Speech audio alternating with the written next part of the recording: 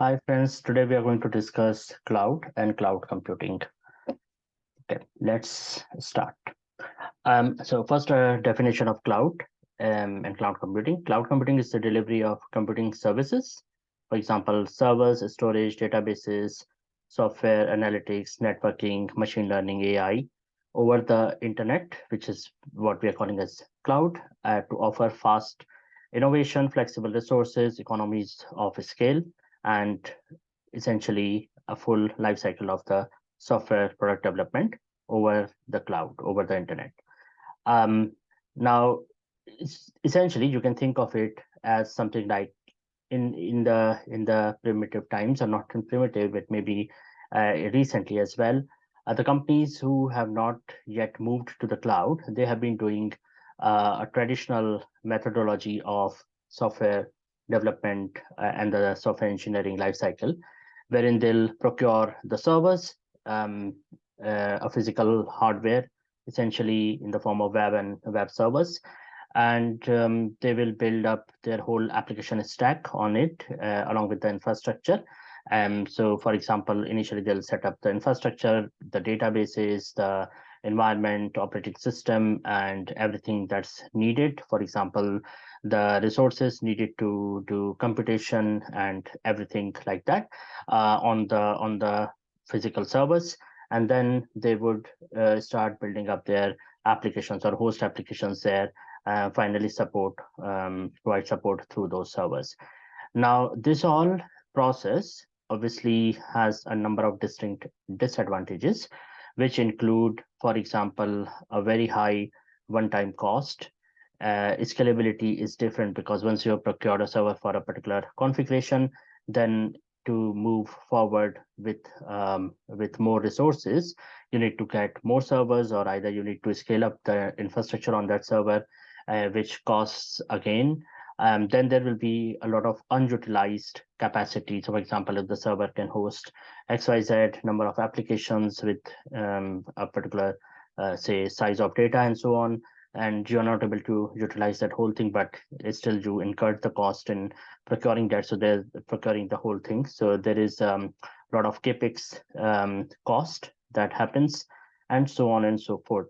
Again, problems such as backups and managing the servers yourself, all those issues are there in the traditional on-premise system. Now, with cloud services, with cloud uh, being the buzzword today, the management is quite easy because a lot of the management of the resources has actually moved to the as a responsibility of the cloud services provider, and then you would take up you would need not to worry about those things, the running of services in the backend and so on. You only need to put up your application and see that it's working fine. So you have to build the whole stack on top of the infrastructure or even the platform. So we'll discuss about different types of cloud related to infrastructure, platform, and software in our later slides. But understand that the whole cloud computing idea is to provide an on-demand delivery of tech and IT resources over the internet with pay-as-you-go pricing. So this is quite important, that essentially you as an organization are renting um, a bunch of servers or resources from the cloud provider and using that and on demand. And your usage essentially determines the price that you are going to pay for those resources. If you don't use the resources, then you are not going to pay anything for that period of time. So this is quite a good stuff like that. Okay, now let's talk about a bit more about why do you essentially need cloud. So as I said, instead of buying, owning, or maintaining physical data servers, physical data centers and servers and everything, you can actually access all the technology services, computing power, storage, and databases on an on-demand basis through a cloud provider such as AWS, Microsoft Azure, or Google Cloud, Oracle Cloud, and so on. Now, obviously, the definition can have many distinct facets to it, but essentially, cloud computing describes the whole global network of servers, each with a unique function. It's not a physical entity. Instead, it's a vast network of remote servers around the globe, hooked together and meant to operate as a single ecosystem. So delivering value to your need. And these servers are designed to either store and manage data and applications or deliver content service such as streaming videos, webmail, and other productivity software, or even social media. So instead of accessing files and data from a local or personal computer, you can access them online through the internet capable information device and information will be available to you as and when you need it. So it's like a virtual cloud is like a virtual space existing on the internet or existing on a remote server, and people can place their digital resources such as software, applications, files, etc. there and access them as and when needed. Do not mix cloud with internet because cloud is just part of the internet. Internet is a whole bulk of network, while cloud is only a portion of it, which essentially provides you the on-demand computing technology and resources. Okay, so that's all about cloud. Now let's move to some of the different aspects of the cloud technology. Okay, let's talk about the advantages of using cloud first. The lower operating costs because you pay as you go. So essentially, you are renting the servers and resources through a cloud provider rather than procuring them of your own. So in the running mode, in the normal running mode of your business, the operating costs first of all you avoid all the capex costs, which are one-time procurement costs for those servers, and then essentially because these are shared resources already optimized and managed by a third party. So you need not to put your resources, people, and technology and other resources to manage those servers, etc. Hence, you incur lower operating costs over a long run. The more the usage and the more you optimize these resources as well, the operating cost will go further down and down. So this is, and I mean, there is an economies of scale concept here. Obviously, if you have one server, two server that you procure yourself on premise, then there's a cost involved in even, for example, you want to install patches and so on, while the same thing can be done at a very large level, at a very global level by the cloud provider on their servers, which is going to cost them less, and ultimately that is going to cost you as a client less amount of money as operating costs. Run your infrastructure efficiently, obviously because of these reasons, and availability is also important here. So you might have one resource, for example, as a web server, you might have application server, but then you might miss database server, and then you have to procure license for a particular database, and so on. So that increases your infrastructure cost, and it doesn't you have to then connect that database and put up the connectivity components, middleware, etc. So all that's going to cost you a lot in a traditional on-premises structure, while here in the case of cloud, all the infrastructure is managed dedicatedly and efficiently by the cloud provider. So ultimately you have everything available at a blink of an eye, and this makes the whole process quite efficient for you as well. Reliability, so you can because of the distributed nature of the cloud and the backups and disaster recovery policies being implemented by the cloud service providers, reliability is very strong. So you might have, if you have on-premise system, your system, your one server, two servers can really go down at some point, and then your application will be completely down. While in the case of cloud, they have a number of availability zones, backups, and things like that, which make your application quite robust and reliable. And the cloud services providers also guarantee the uptime, availability, and the reliability of the system, which basically makes it whole, tension-free process, and the application becomes quite reliable.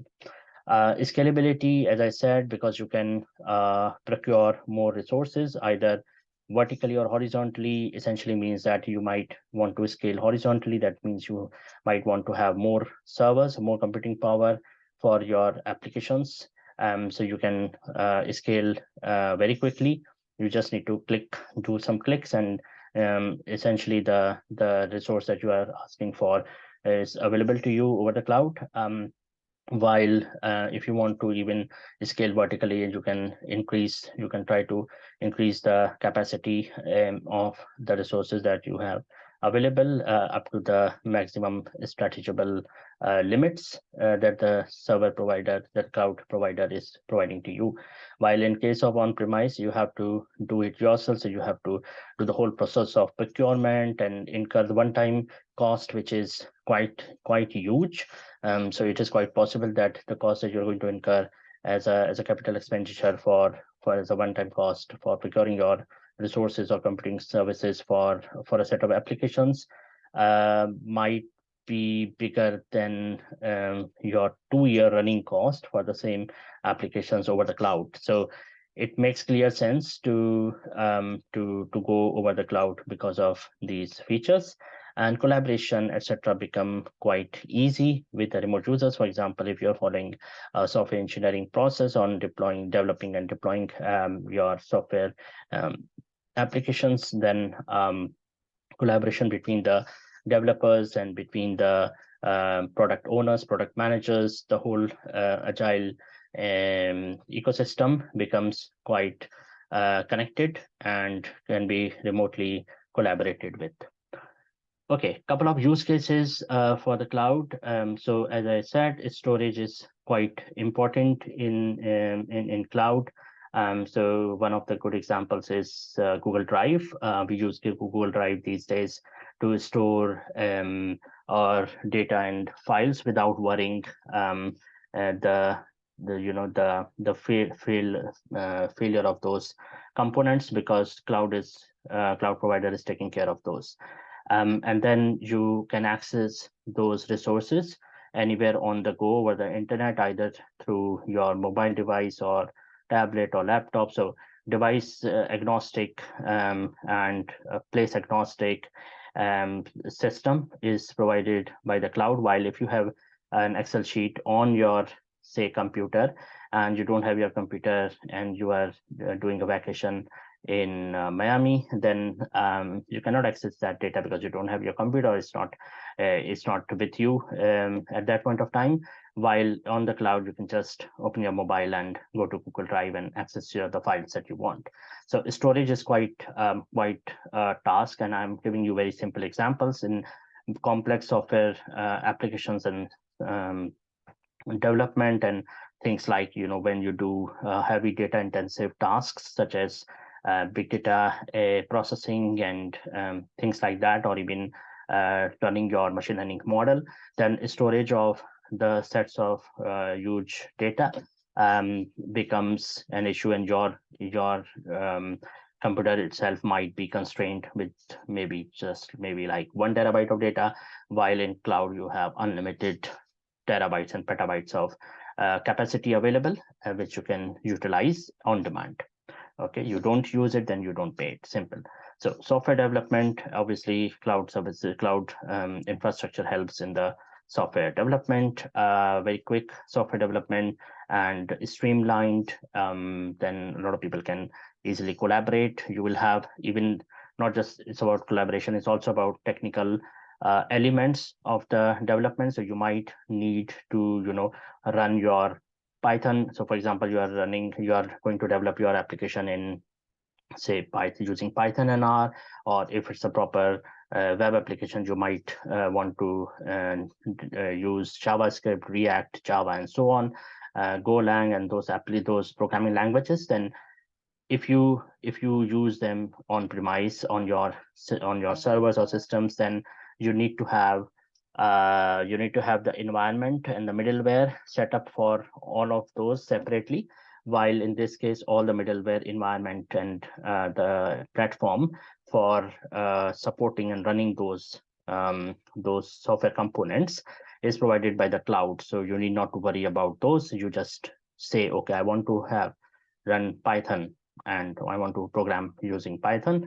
And then you can just open your serverless Python window on the cloud and just code it there. And then all the compilation and interpretation of the language into an executable code is all done over the cloud. So you save yourself all the heavy, bulky tasks of managing and organizing all that technical resources, while you can just focus on the actual core development which you want to do, which saves you time, energy, and money. Big data analytics, machine learning, and data backup, disaster recovery, all these we have already talked. So these are some of the use cases, while there can be hundreds and thousands of use cases of using cloud. A couple of top cloud providers.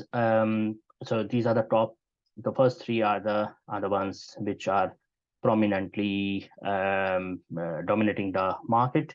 That includes AWS, Microsoft Azure, Google Cloud Platform.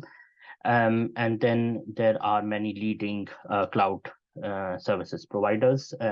For example, IBM Cloud, Salesforce, Alibaba, Oracle Cloud, and so on, VMware, and there are Adobe Cloud. There are quite many in the market. Each have their own distinct USP, but the market share, most of the market share for the heavy engineering tasks is dominated by Amazon Web Services, Microsoft Azure, and Google Cloud Platform. Okay. Wow. Now let's discuss about the different types of cloud. So we have public cloud, where the resources are shared and services are offered to the public over the internet. This is the most commonly used public cloud system. Then private cloud is something where an organization doesn't want to share its resources and services and applications only, with the public. They don't want to expose their infrastructure to the public, while they want to develop everything there and then have touch points in the form of, or endpoints in the form of APIs or other fixed interfaces like web interfaces.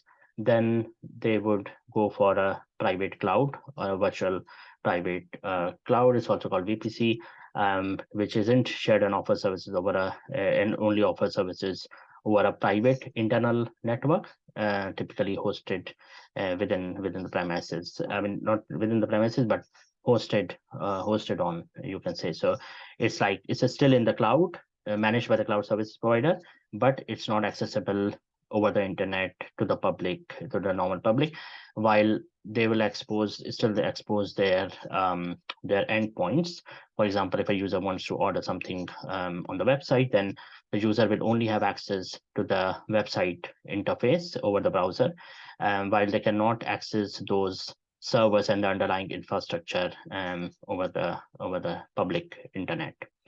Okay, then we have hybrid cloud, which is a combination of public and private clouds, depending on the specific purposes. Okay, and then we have community cloud, which is essentially, it's a like niche area, which essentially shares resources only between organizations such as government institutions or specific community interfaces. Okay, now let's talk about the different types of cloud computing. So when you do computing over the cloud, or when you start using the cloud, so those were previously what we discussed were the different types of cloud or hosting in terms of their hosting. And now we are going to discuss more on the computing part of the cloud. So what services actually reside in the cloud that decides the type of cloud computing here. For example, not as okay, let's discuss all the three first, and then we'll discuss a couple of examples. Infrastructure as a service. So that offers essential compute, storage, and networking resources on demand. Platform as a service, it offers complete development and deployment environment that includes all the stuff that we discussed in IaaS, which includes servers, storage, and networking, but also it includes middleware and the development tools, database management systems, which essentially support the development and deployment of applications. Okay, so platform as a service is quite important in that sense. Um, while if you want to just use the infrastructure over the cloud and still have your own endpoints or deployability and develop that or keep that separate, and you just want to say, for example, do some calculation over the cloud, put up the infrastructure for that, then you would go for infrastructure as a service. While platform as a service supports the full deployment DevOps lifecycle, and you can basically build your applications on those components. Okay, software as a service. This is the most advanced version. Not advanced, you can say it actually depends on the requirement, but it's the full blown essentially the whole software will be used as a service. So let's say a company builds up the whole application of the software and it hosts in the cloud, and then you start using that service over the cloud. For example, you want to design an image in canva.com, or you want to use the G Suite, which includes Google Docs, Google Slides, etc. over the internet, then the underlying logic and the underlying development of those applications has been done by some company, and then you would essentially use those services over the internet. That's it. So there you are using software, the whole software as a service, rather than actually using the underlying infrastructure or the platform to build your own applications. For example, if you're using Google Slides, obviously you will be doing analysis in the Google, or maybe like you're using Google Sheets, then you will be doing your analysis, data analysis within that Google Sheet, which is software as a service, while the underlying infrastructure of that Google Sheet software is not accessible by you. And if you want to use that to build your own sophisticated applications, then you have to go for either infrastructure as a service or platform as a service. So you are essentially using the finished product on your side over the cloud, and that's software as a service. But if you want to manufacture or build your in traditional terms, if you want to build your product, then you need a factory to build that product, and that factory is essentially your infrastructure as a service or platform as a service, depending on the use case. Okay, so that's about this. So I think maybe I'll just go through. Okay, so some advantages. I mean, in terms of IaaS, it's the network service and data storage on the cloud that we discussed. For platform as a service, it allows businesses and developers to host, deploy, and build and deploy customer-facing apps, while software as a service is the most common cloud service and offers both consumers and businesses cloud-based tools and applications for everyday use, as we discussed, for example, G Suite and Microsoft Office 365 and so on. Okay, now this diagram, this table, will give you a good view, a bird's eye view of which services or components are actually included in each of the different types of cloud computing. For example, now if you have an on-site system that is on-premise, completely on-premise, not going for the cloud at all, then you would have everything, for example, starting with if you read this diagram from bottom to top, then all your networking, storage, servers, virtualization, operating system, middleware, middleware components, runtime environments, and the data and the applications, everything hosted on your on-premise server. So that's on-site or on-premise. Then you have infrastructure as a service, where you'll have the underlying infrastructure in the form of database storage, for example, or file storage. Maybe I'm not touching the data right now, but let's say your server is supporting some storage area. It supports some using the servers. So there's a service running, or the web service running on your server, and all the networking that connects those servers, and the virtualization and it's another concept that we'll discuss in any other video.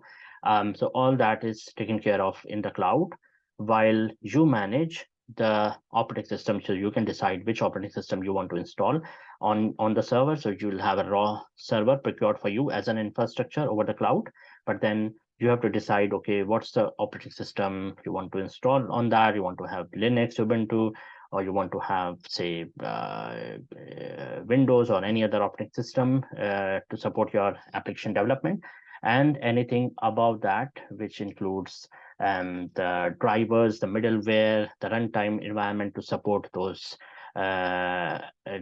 applications that you're going to build. For example, if you're going to code your application in Python, or say in Golang, then you have to install that environment on your server in infrastructure as a service, IaaS. Okay. Data is also completely something that you have to manage, and the underlying infrastructure you have to put on top of what you got. So you got only servers, storage, and networking, essentially. And anything that you build on top of it, for example, your applications, and you keep your data there, systems around that, everything you have to manage on your own.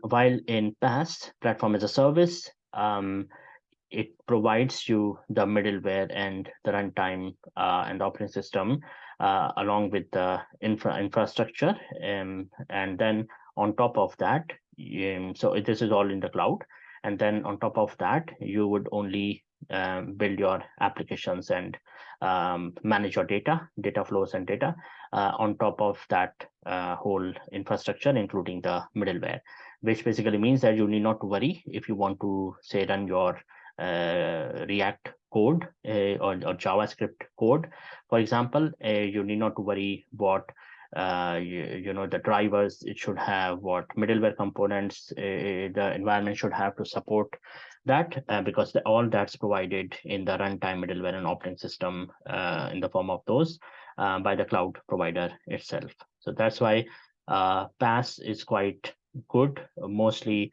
where you are, for example, running a software development company, or you are developing some mobile app, for example. You're building an e-commerce front-end system, you're building maybe a healthcare portal. Then in those cases, PaaS is the most commonly used form of cloud computing that you would use, while infrastructure as a service is mainly where you, say, for example, you work as a internet hosting provider. Then what you need you need to have some server to provide to your client, right? So in that case, you would only need the infrastructure, while you give the flexibility to your client to use the servers in their way. So that's why here you only need IaaS. Now, SaaS is the most complete form of cloud computing, where you'll have all the applications, data, runtime, everything, and the underlying infrastructure, middleware as well, everything being managed over the cloud, and then you only use or build further on those applications. So for example, if you want to do some data analysis in Microsoft Office 365, then you just go to your web browser and open that software, Office apps, or it might be some other apps provided by any form of any company. Then you would simply use that service. For example, you want to design an image in canva.com. So you just open that in your browser, and everything, including the software and the underlying infrastructure, is supported by the company who has built that software for you. And even in cases where you want to use an online database or version control system like Git, so all software, underlying software logic and the programming that has gone into building that software is all managed and masked from you and managed by the software as a service provider, SaaS provider. And this whole thing resides in the cloud, while you are masked from that, and you only know the interface through which you are going to access that application. Even things like more practical things like, for example, you are building a reel in Instagram, or you're building a reel in TikTok, then Instagram and TikTok are essentially SaaS, provided by companies like Meta and TikTok and Tencent or technologies, whatever that is.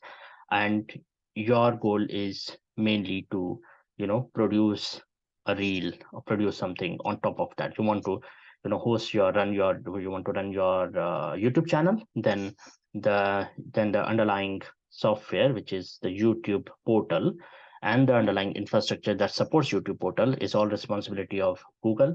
You need not to worry about it. So you are going to build on top of it. You are going to host your videos, for example, there, and build your reels or whatever. So all that is where you use SaaS. While if you want to actually build your own, for example, video hosting service, then you would need PaaS.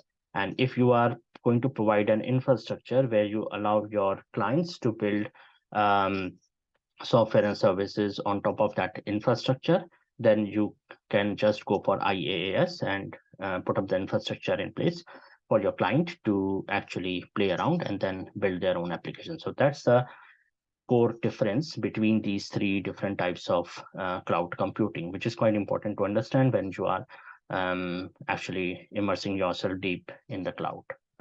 Okay, now let's talk about some of the technical examples and practical examples of IaaS, PaaS, and SaaS. I already talked about things like Canva, and then there are applications like Dropbox, Jira Confluence, you have Google Workspace, G Suite software, everything that is SaaS. If you see IaaS, infrastructure service, so all these core platforms, some of the services from these platforms like AWS, Azure, GCP, Oracle Cloud are used for different purposes, might be used for PaaS as well, but most of the core services are used as IaaS, and PaaS mixed is essentially it's a mix.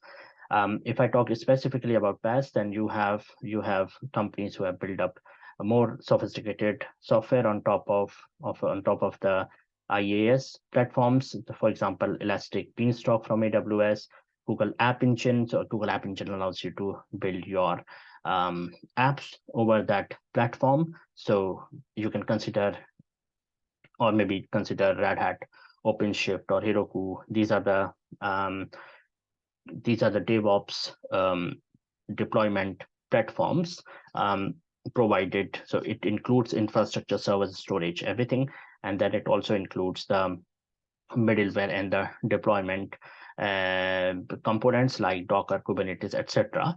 And this whole thing will allow you to just log in to, for example, to OpenShift or to Google App Engine and just build your app. So if you want to do a software development and deployment kind of thing, then you would use PaaS, any of the PaaS services, which includes all these.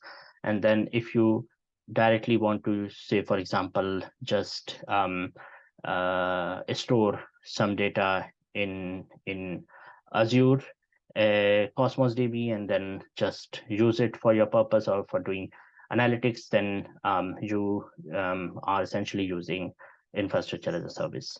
And software as a service, as I talked, is more complete form but it doesn't allow you flexibility to build your own thing.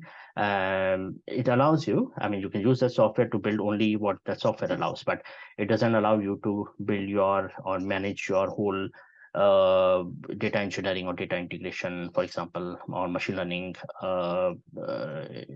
infrastructure in from end to end, but it can only provide you what that software provides. So, for example, if a Canvas or TikTok is able to provide you some image or video building sort of in software, then that's the only thing that you could do over that SaaS platform. So it's a very application specific thing, while PaaS is more robust, where you can build your own applications end to end, while IaaS is more restricted towards only using that infrastructure to do some tasks.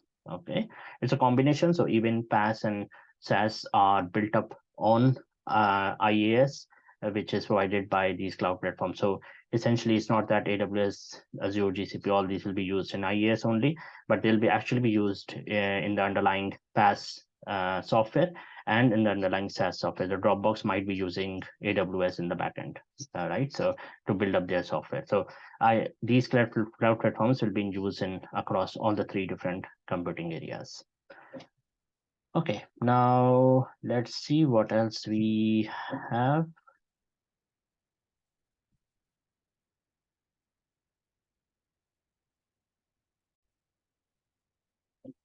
So yeah, essentially I have this stuff for today. Hope this whole thing provides you an overview of the cloud, how it works, what are the different types of cloud in the form of private cloud, public cloud, hybrid, and community cloud. And then we talked about the different types of cloud computing and a few examples of those. Cloud is a big area, and we'll talk about more about how you can become a cloud engineer, or if you want to start your own company as a cloud support services provider, or a cloud application build provider, or even just want to act as a cloud developer. Then what else, what all components or things you need to become one of that kind. Or if you want to just work in one of the big techs, and then as a cloud engineer, again as a cloud architect also, or there are a couple of other